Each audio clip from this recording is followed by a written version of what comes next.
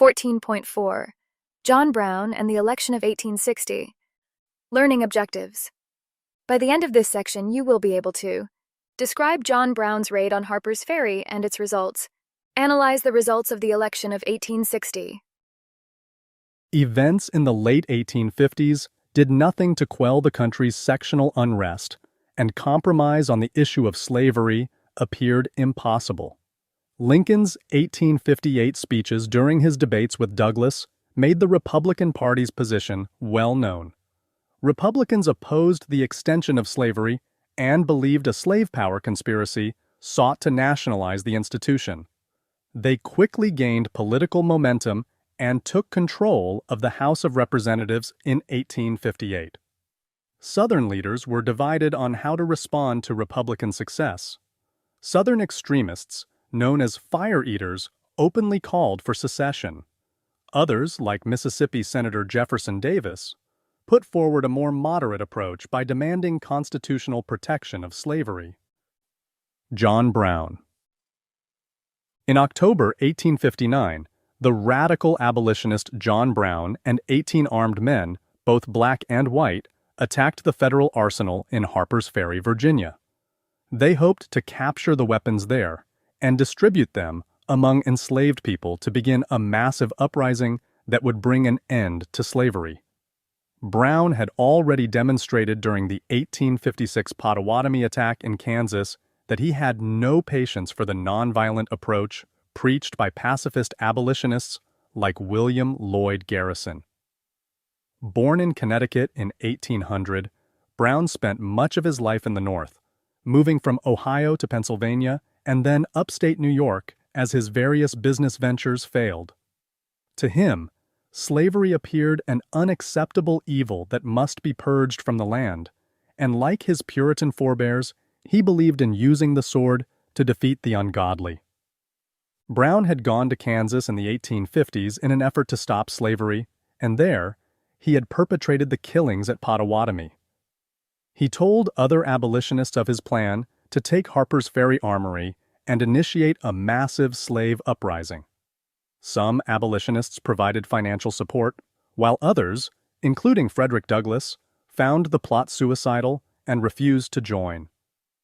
On October 16, 1859, Brown's force easily took control of the federal armory, which was unguarded. However, his vision of a mass uprising failed completely. Very few enslaved people lived in the area to rally to Brown's side, and the group found themselves holed up in the armory's engine house, with townspeople taking shots at them. Federal troops, commanded by Colonel Robert E. Lee, soon captured Brown and his followers. On December 2nd, Brown was hanged by the state of Virginia for treason. John Brown's raid on Harper's Ferry generated intense reactions in both the South and the North. Southerners grew especially apprehensive of the possibility of other violent plots. They viewed Brown as a terrorist bent on destroying their civilization, and support for secession grew. Their anxiety led several Southern states to pass laws designed to prevent rebellions by the enslaved. It seemed that the worst fears of the South had come true. A hostile majority would stop at nothing to destroy slavery. Was it possible, one resident of Maryland asked, to live under a government, a majority of whose subjects or citizens regard John Brown as a martyr and Christian hero? Many anti-slavery Northerners did in fact consider Brown a martyr to the cause, and those who viewed slavery as a sin saw easy comparisons between him and Jesus Christ. The election of 1860. The election of 1860 threatened American democracy when the elevation of Abraham Lincoln to the presidency inspired secessionists in the South to withdraw their states from the Union. Lincoln's election owed much to the disarray in the Democratic Party. The Dred Scott decision and the Freeport Doctrine had opened up huge sectional divisions among Democrats. Though Brown did not intend it, his raid had furthered the split between Northern and Southern Democrats. Fire eaters vowed to prevent a Northern Democrat, especially Illinois' Stephen Douglas, from becoming their presidential candidate. These pro-slavery zealots insisted on a Southern Democrat.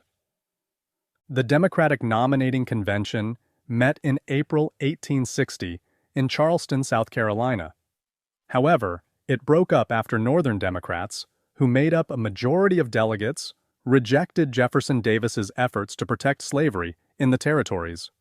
These Northern Democratic delegates knew that supporting Davis on this issue would be very unpopular among the people in their states. A second conference, held in Baltimore, further illustrated the divide within the Democratic Party.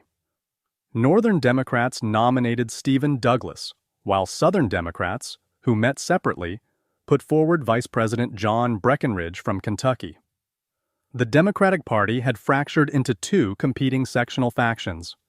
By offering two candidates for president, the Democrats gave the Republicans an enormous advantage. Also hoping to prevent a Republican victory, pro-Unionists from the border states organized the Constitutional Union Party and put up a fourth candidate, John Bell, for president, who pledged to end slavery agitation and preserve the Union but never fully explained how he'd accomplish this objective. In a pro-Lincoln political cartoon of the time, the presidential election is presented as a baseball game. Lincoln stands on home plate. A skunk raises its tail at the other candidates. Holding his nose, Southern Democrat John Breckinridge holds a bat labeled Slavery Extension and declares, "I guess I'd better leave for Kentucky, for I smell something strong around here and begin to think that we are completely skunked." The Republicans nominated Lincoln, and in the November election, he garnered a mere 40% of the popular vote, though he won every northern state except New Jersey. Lincoln's name was blocked from even appearing on many southern states' ballots by Southern Democrats. More importantly, Lincoln did gain a majority in the Electoral College. The Fire Eaters, however, refused to accept the results. With South Carolina leading the way, Fire Eaters in southern states began to withdraw formally from the United States in 1860. South Carolinian Mary Boykin Chestnut wrote in her diary about the reaction to the Lincoln's election. "Now that the black radical Republicans have the power," she wrote, "I suppose they will brown us all." Her statement revealed many Southerners' fear that with Lincoln as president, the South could expect more mayhem like the John Brown raid.